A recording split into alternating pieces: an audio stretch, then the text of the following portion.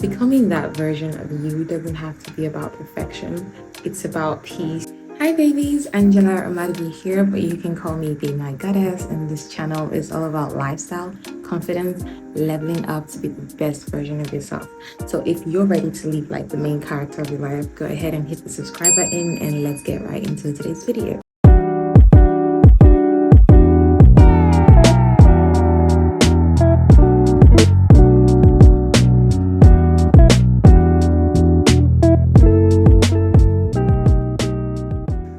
Let's be real, sometimes glowing up or leveling up isn't about adding things to your life, but removing things that no longer serves you and are holding you back and creating rooms for things that do serve you. And here are a list of things that I stopped doing to finally become the confident and self-light version of me. Glowing up or leveling up doesn't have to be about adding routines or things to your life. Sometimes it could look like taking out things that no longer serve you, habits that are keeping you down or holding you back, to accommodate new habits and new routines.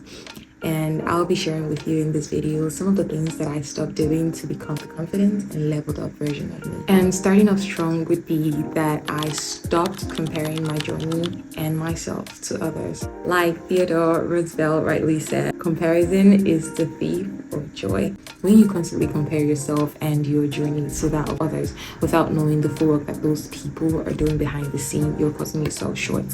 No two people have the same journey or path in life. You should always know that your path is unique to you, mine is unique to me. What works for you might not work for me. So you should be able to accept yourself fully and trust in your own journey and not copy someone else.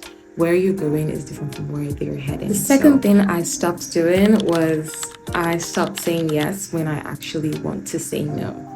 I used to be a big time people pleaser. I was always concerned about how people viewed me, how they perceived me. I was always very concerned about how I was perceived.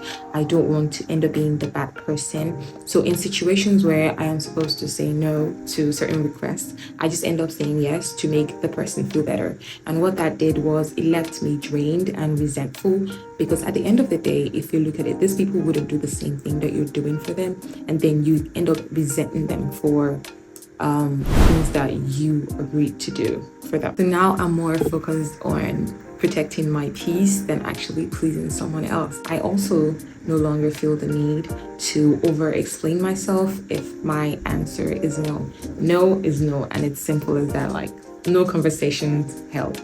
I said no. If the person ends up testing your boundary or pushing, but even after you said no, then I think it's time for you to reevaluate that relationship. Another thing I stopped doing was ignoring my finances, and this was the hardest. I used to get visibly worried whenever I hear the word budgeting. I used to look at budgeting the wrong way, and I felt like if I had to budget, it means I was broke and I couldn't afford things. But really, budgeting is just about you telling your money where to go instead of wondering where it went. Plus, I found a very helpful app that could help me do that. I think it's called Money Tracker. I'll check and leave the name when I remember. It helps me track my finances, to know where my money is going, and then I get to know where I spend more, and if I need to cut on those things, I can easily do that. So budgeting helps me know what I am overspending on or underspending on, and the things that I should be focusing my finances more on. Another thing I stopped doing was holding on to friendships that no longer aligned with my purpose or my future goals. This is a very touchy topic for me because I love my friends, but one friend can serve you in all areas of your life. So you should be able to categorize your friends and know where they fit in, so you don't expect your friend that is a chair to become a table for you tomorrow. And I'm not saying you necessarily need to cut these friends off, but you should be able to categorize your friends. Like, you have the good time friends, you have the ones you discuss business with, you have the ones you discuss level up plans with. And the last thing I stopped doing was I stopped waiting to be ready to start. And that was the hardest for me because I wanted everything to be perfect. I like everything ready. I want to feel like I have all my decks in a row before I actually start something. What is supposed to be a form of self-love now turns into punishment. But I just let go of the need to be perfect. I let go of the need to be ready and just start anyways. Figure it out along the way. Trust me, if you wait to be ready to start, the chances of you ever starting is right next to zero. And also, becoming that version of you doesn't have to be about perfection.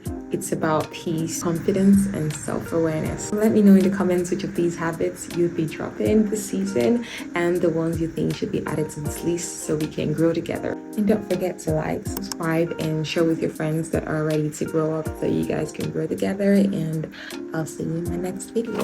Bye.